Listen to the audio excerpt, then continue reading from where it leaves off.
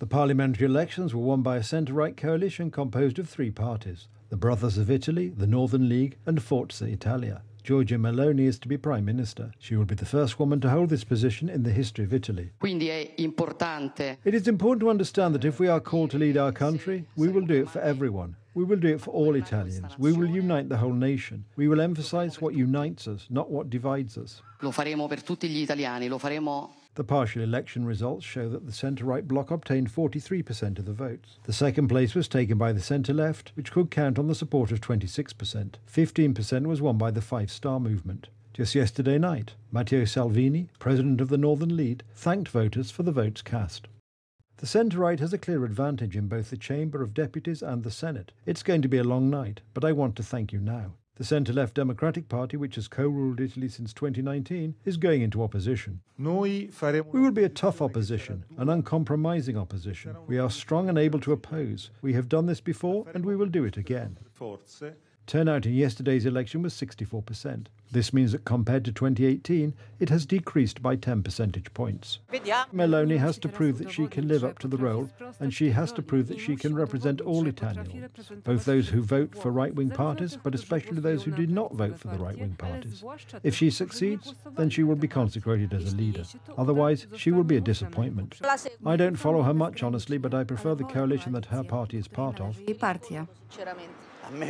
I don't like her, but she's what Italians need. Italians are stupid. It's a country of fools. I have strange ideas. The war, for example, mustn't be waged, but she won't do anything different, and she will continue to wage war because she said she is an Atlanticist. Italy must go down. The more it goes down, the better, so that the Italians wake up and can change something.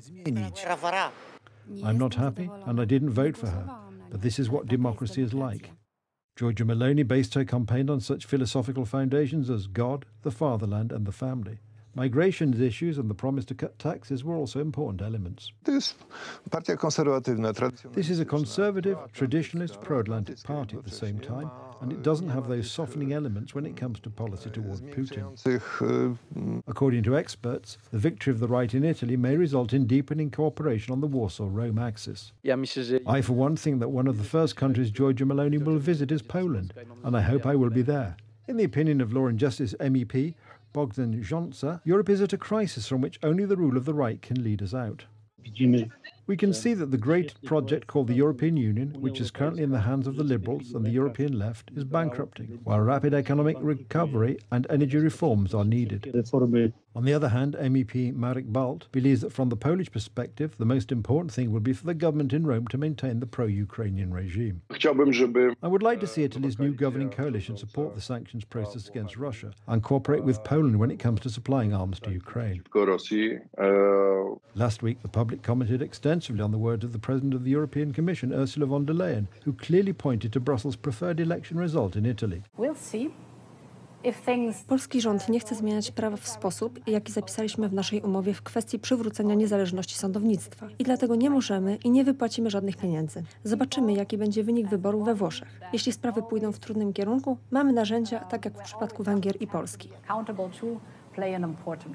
Ursula von der Leyen's words are defended by the Prime Minister of France, who has announced that she will watch her Italian neighbours carefully, especially in the area of human rights. The President of the Commission, Ursula von der Leyen, said that we have certain values in Europe and, of course, we will be vigilant. These values regarding human rights and respect for others, namely the right of access to abortion, these rights should be respected by everyone. Jarosław Kaczynski does not agree with this rhetoric. The president of the Law and Justice Party emphasised that sovereign states should decide on internal politics on their own. Mrs von der Leyen is threatening the Italians, whatever it will be if they don't choose as she wants. It does not say in any treaty that it is the European Commission that determines who is to win the elections. Giorgia Meloni was first elected to the Chamber of Deputies at the age of 29. In 2008 to 2011, she held the office of Minister of Youth Affairs. The leader of the Brothers of Italy expresses conservative and anti-immigrant views. Giorgia Meloni is unequivocally in favour of transatlantic cooperation. She clearly supports Ukraine and announced that she will continue her support for Kiev.